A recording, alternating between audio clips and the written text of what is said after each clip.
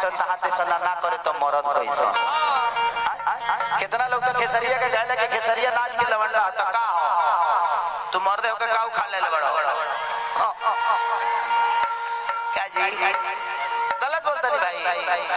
कितना जना कहले कि खेसरिया छाका हारे तो ते मर्दे होई तो काऊ खा ले बताओ ना हमरा के भाई। आके खाली आज हम छके होके पाका तो हो गइल भाई।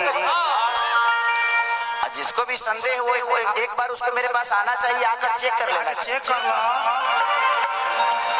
संदेह तो तभी अच्छी बताई।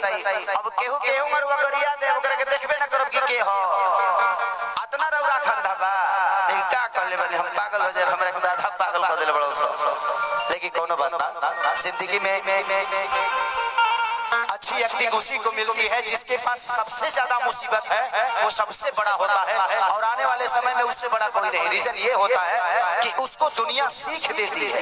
आप मुसीबत से कभी घबराइए मत, वो आपकी ताकत है।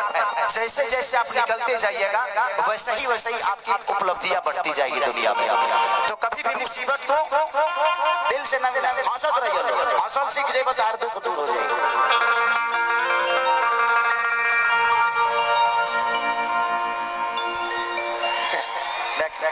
देख अब लोग कहते हैं कि खेसरिया अश्लील करत हो। विजय स्टूडियो अमित गिरी पुरस्कार में भगवान से प्रति 500 मौत 200,000 500 रुपया मत दीजिए आप लोग के बारे 51,000 के चेके काट दो हम बाद में डालत रहो।